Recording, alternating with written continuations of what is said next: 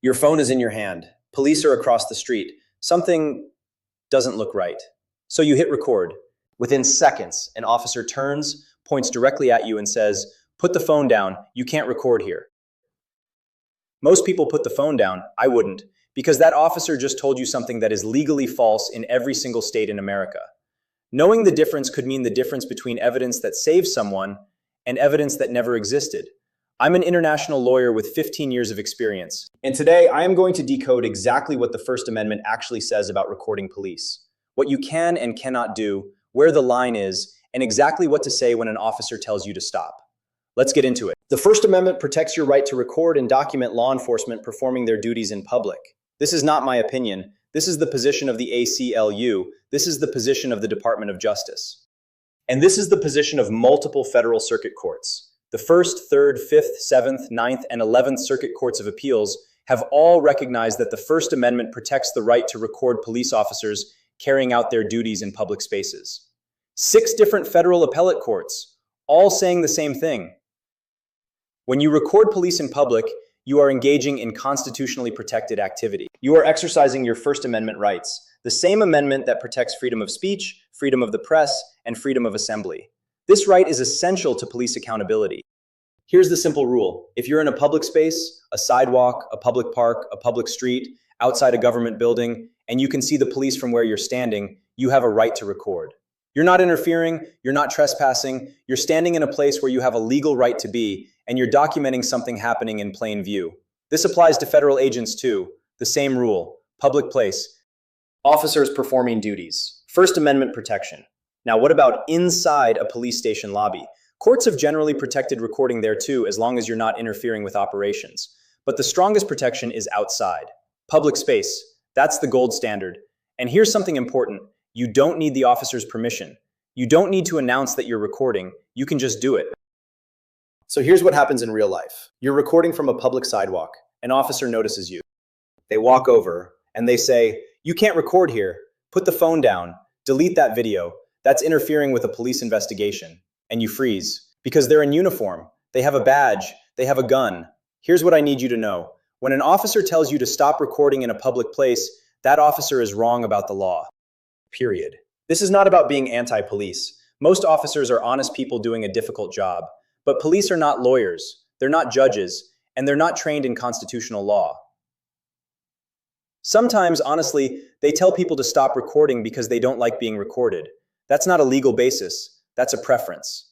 The law is on your side here, but how you handle this moment matters enormously. If an officer tells you to stop recording, here's exactly what you say. First sentence, "Officer, I am recording from a public space. This is protected under the First Amendment." Second sentence, "Am I being detained or am I free to go?" That's the script. 2 sentences, calm, respectful, clear. Why these 2 sentences? The first sentence establishes that you know your rights. You're not arguing, you're stating a fact. This tells the officer you're not someone they can intimidate into compliance. You know the law. The second sentence, "Am I being detained or am I free to go?" is crucial. It forces the officer to make a choice. Either you're free to go and you continue recording, or you're being detained and now they need reasonable suspicion. Just recording from a public sidewalk is not a crime. If they say you're detained, ask, "What crime am I suspected of committing?" Then stop talking. Do not argue, do not resist, but do not delete your video. If you're getting value from this, subscribe and hit that notification bell. I release videos every week. Now, one critical detail. Everything I've said applies to video recording. Audio recording is slightly different, and it depends on your state. Some states are one-party consent states. As long as one person in the conversation knows it's being recorded, and you're that person, it's legal. Most states follow this rule. But about 11 states are all-party consent states. California, Florida, Illinois, Maryland, Massachusetts, Montana, New Hampshire, Pennsylvania, Washington. In these states, everyone being recorded must consent. Now the key question, does this apply to recording police in public? Courts have generally held that when police are performing official duties in public, they do not have a reasonable expectation of privacy. So recording their public interactions, even with audio, is protected. But the safest approach, know your state law. Here's a scenario that comes up constantly. You're recording, the officer gets frustrated. "Give me your phone." Can they do that? Short answer, not without a warrant. Your phone is not just a device. In the eyes of the law, it's a container of private information. And in Riley versus California, 2014, the Supreme Court ruled unanimously that police need a warrant to search your cell phone. Chief Justice Roberts wrote the opinion. He said, in essence, a cell phone is not the same as a wallet. It contains the sum of a person's private life: photos, messages, emails, bank records, location history. Police cannot access that without a warrant. So if an officer says, "Give me your phone," you say, "I do not consent to any search of my phone. Do you have a warrant?" If they have a warrant, ask to see it. If they don't have a warrant, they cannot take your phone unless they're arresting you. But do not physically resist. Say, "I do not consent to the seizure of my property. I want my attorney." Let me tell you why this matters beyond just your rights. Video evidence has changed the entire landscape of police accountability in America. Before smartphones, if an incident happened between a police officer and a citizen, it was the officer's word against the citizen's. And officers, simply because of their position, were almost always believed. Cameras changed that. Rodney King in 1991, one of the first cases where amateur video of police conduct went national.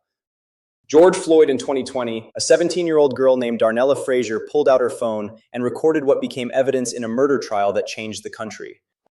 Your phone, in your hand, in that moment, is not just a camera. It's a check on power.